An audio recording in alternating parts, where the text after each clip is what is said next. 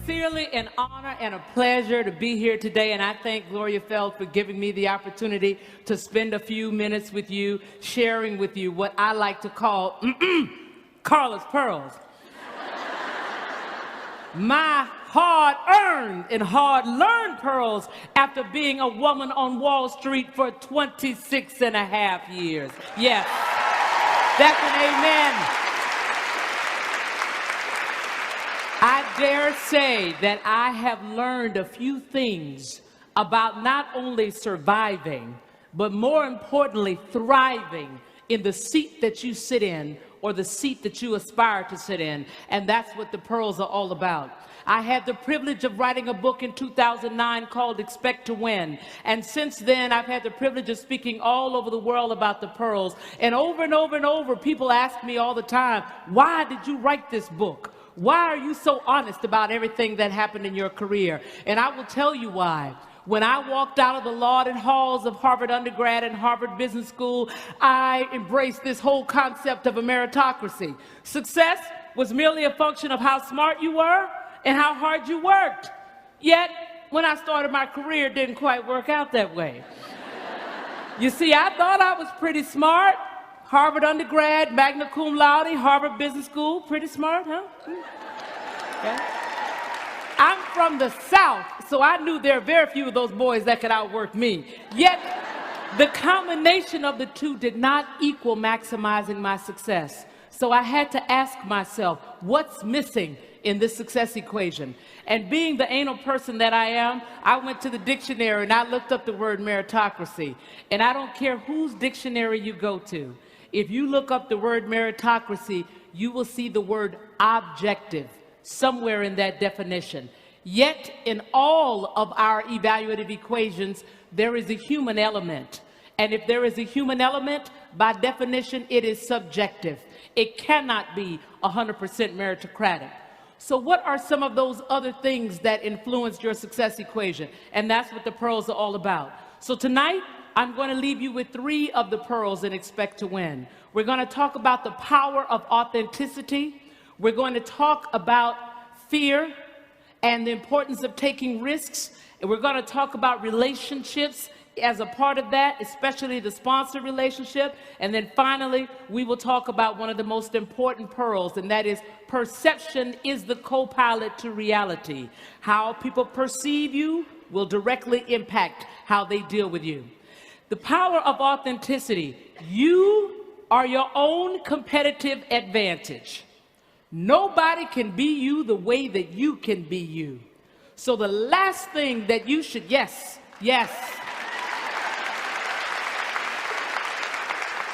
The last thing that you should ever do is to submerge that which is uniquely you. Anytime that you are trying to behave or speak in a way that is inconsistent with who you really are, you will create a competitive disadvantage for yourself. If your success depends upon your ability to successfully penetrate relationships, the easiest way to penetrate a relationship is to bring your authentic self to the table. If you bring your authentic self to the table, people will trust you. And trust is at the heart of any successful relationship. It is at the heart of any successful relationship. As quiet as it's kept, most people are not comfortable in their own skin. So when they see someone who is comfortable and confident in their own skin, they will gravitate towards you. They want some of that. That was a very interesting lesson for me to learn. When I first started in this business, I didn't want anybody to talk about the fact that I was a singer. I wanted to be known as a no-nonsense, hard-driving, analytical, quantitative investment banker. I'm not here to sing and dance, boys. Let's not get it twisted. I didn't want anybody to talk about that until I saw the client reaction. My colleagues would often go into a pitch with me and say, oh, this is Carla Harris, our capital markets banker. But what you really ought to know about Carla is that she's an amazing gospel singer. She's done 3 CDs, 4 sold-out concerts at Carnegie Hall, and blah, blah, blah, blah, blah. And there I was, rolling my eyes until I saw the client reaction. Oh, You're a singer. Oh, I so admire people who can sing. I personally love to sing, but my family will only let me sing in the shower. And maybe you could talk to my daughter about how she can integrate her love of the arts and her academics and blah, blah, blah. And there we were having a 15-minute meeting before the meeting. Are you with me? Take the lead. So when I sat down to pitch, they heard me with a different ear. They saw me through a different lens. I naturally differentiated myself from the other 5 bankers that would come in there and pitch that same IPO that afternoon, because Carla Harris, the singer, was allowed to be in the room with Carla Harris, the banker. So anytime I walk into a new situation today, I bring Carla Harris, the investment banker, Carla Harris, the investment manager, Carla Harris, the prayer warrior, Carla Harris, the singer, Carla Harris, the writer, Carla Harris, the speaker, Carla Harris, the golfer, Carla Harris, the football fan. I bring all those Carlas to the table. Because I don't know which Carla will be the one that will connect and will allow me to own that relationship in a proprietary way. The second pearl I want to leave you with tonight is, if you consider yourself a leader in the 21st century, you must be comfortable taking risks. You must be comfortable taking risks. 15 years ago, you could create a competitive differential for yourself in the marketplace if you had information that other people didn't have. But today, information is a commodity. So the only way that you can differentiate yourself is to show that you are comfortable taking risks. But interestingly enough, as we have been in the economic environment that we have been in for the last 5 or 6 years, and I've traveled around the country, all I've heard from people is keep your head down, don't rock the boat. You know, 8% unemployment, now 6.6% unemployment. We're having our 3rd reduction in force. We are restructuring again. Just keep your head down. Well, take the lead, Arizona. I'm here to tell you that keeping your head down will not keep you from getting shot.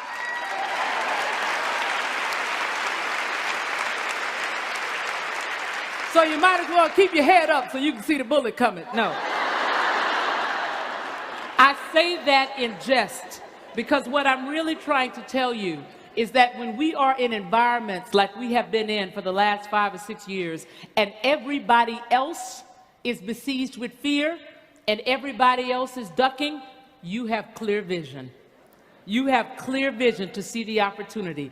This is exactly the kind of environment where you can markedly accelerate your success no matter what kind of organization you are in. This is exactly the time to say, oh, I know that we're trying to maintain our profitability. I have 2 thoughts about how we should do that. I know we're trying to cut costs. I have 3 ideas about how we should do that. I know we now have 2 people doing the same job that 8 people were doing. That sounds like a process redesign. I'd like to take that on. Translation to management, boy, she's not worried about the layoffs. He's not worried about losing his job. She's trying to put points on the board. He's trying to move the ball down the field. She is a keeper. The issue with keeping your head down is that you submerge your voice, and your voice is at the heart of your power. And if you submerge your voice, you will become irrelevant. And if you become irrelevant, you will put a big target on the front and a big target on the back. But when I ask myself why we don't take more risks, the only thing that I can come up with is that we're scared. We're just scared. It's fear. And take the lead, Arizona, hear me clearly. Fear has no place in your success equation. Fear has no place in your success equation. Can I hear you say it? Fear has no place in my success equation. And anytime I feel it creeping up the back of my neck, I remind myself of that old saying, fear is just false evidence of things appearing real. It's really not there. Because what's the worst that can happen if you take a risk and it doesn't work out? So you fail. But guess what? Failure always brings you a gift. And that gift is called experience. Now you know how to do it better. Now you know how to do it differently. Now you know how to do it successfully. At the margin, it is always worth taking the risk. And if you are shown a new opportunity, as many of us will be in these kinds of economic times, and you're not sure whether or not you should take the risk to maximize your success, ask yourself 3 questions. Will the new thing give you skills and experiences that you would not get if you stayed in your current seat another 12 months? Second question, will the new thing expose you to people, relationships, and networks that you would not get if you stayed in your current seat another 12 months? And the third question is, will the new thing create new branches on your personal decision tree of opportunity, i.e. you could go off and do some other things that you wouldn't have been able to do if you stayed in your current seat another 12 months. If the answer to all 3 of those questions is yes, you should absolutely take the risk. The last pearl that I want to leave you with is the perception pearl. It is the most important thing that I learned after 2.5 decades on the street that will absolutely impact your ability to maximize your success in the seat that you're sitting in or the seat that you aspire to sit in. Perception is the co-pilot to reality. How people perceive you will directly impact how they deal with you. And it's important that if you want to maximize your success, you should understand the perception that exists about you in the marketplace. What lens are they looking through when they are looking at you? And if you want to maximize your success in the seat that you're sitting in or the seat that you aspire to sit in, it is imperative that you understand the adjectives that are associated with success for the seat that you're sitting in or the seat that you aspire to sit in. If you would like to manage a large group of people, but you are not perceived as being motivational, inspirational, and organized, it doesn't matter that you can. It doesn't even matter that you did. You won't get the opportunity to do that if you are not perceived as such. If you would like to manage a large P&L, but you are not perceived as being analytical, quantitative, strategic, doesn't matter that you can, doesn't even matter that you did. You won't get the opportunity to do that if you are not perceived as such. So when I say this to people, they say to me all the time, well, Carla, I am who I am. I can't make anybody think about me in a certain way. If you remember nothing else about our time together tonight, remember that you can train people to think about you in the way that you want them to think about you. And how do you do that? You pick 3 adjectives that you would like people to use to describe you when you are not in the room. And why do I say when you're not in the room? It's because all of the important decisions about your career will be made when you are not in the room. Compensation decisions will be made when you're not in the room. Promotion decisions will be made when you're not in the room. And new assignments will be given out when you are not in the room. So how do you want people to describe you when you're not in the room?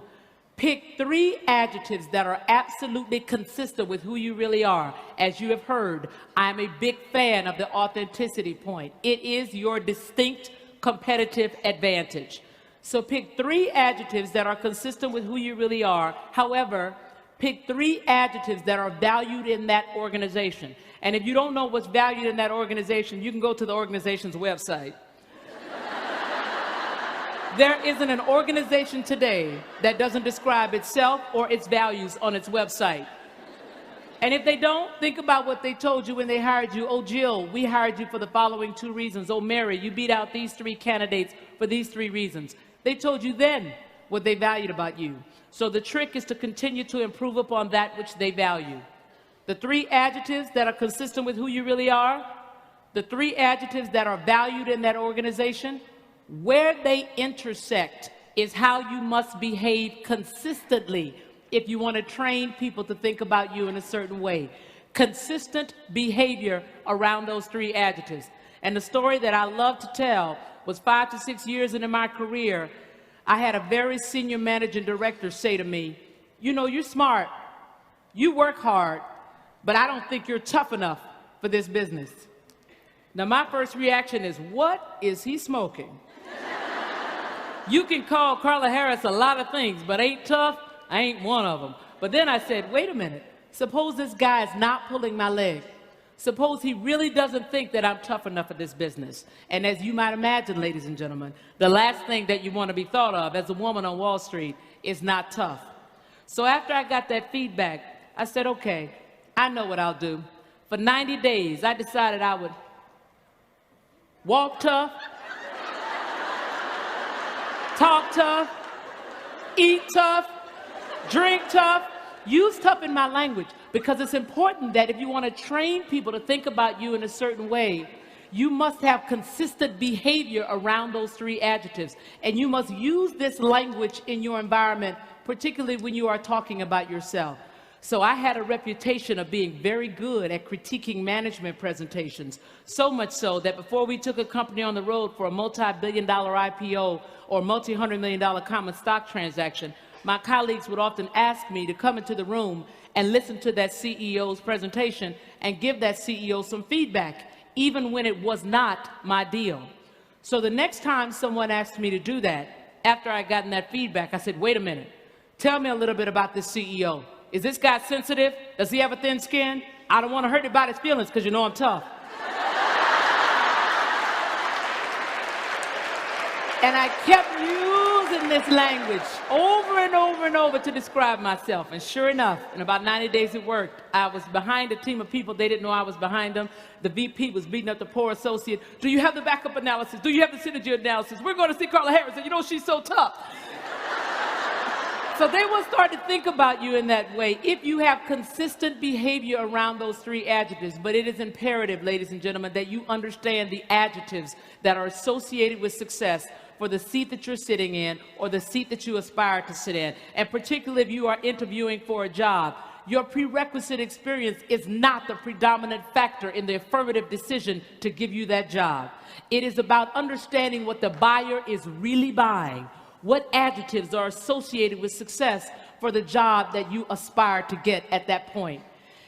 Every class that you have had, every relationship that you have or you have had, and every experience that you have had has uniquely informed your ability to maximize your success in the seat that you're sitting in or the seat that you aspire to sit in. It is about having an expect to win mentality. Winners may ask when, they may ask how, but they never ask if, because they know how the story ends. So it's important that you own your power and recognize that if you have gotten to this seat tonight, that you have everything that you need in order to lead successfully, no matter what organization, what industry vertical, or what you might aspire to do. Now, as I close, I want a little audience participation here. So as you heard, I'm a singer.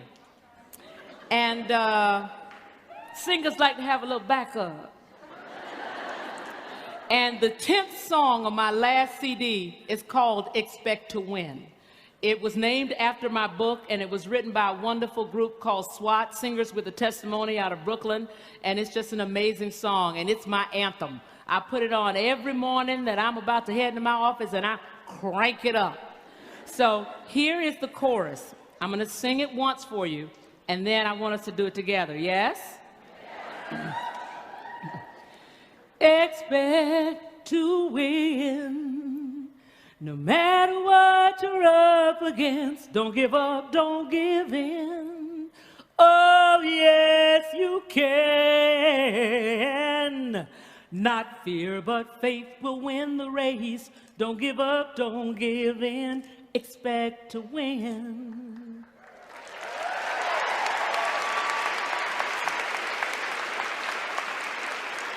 Now let me see how you can do it. I'm gonna sing a little bit, you sing a little bit. Are you ready? Can we get some house lights? Yes, yes. Okay, here we go. I'll say it and then you repeat it. Expect to win. Expect to win. No matter what you're up against, don't give up, don't give in.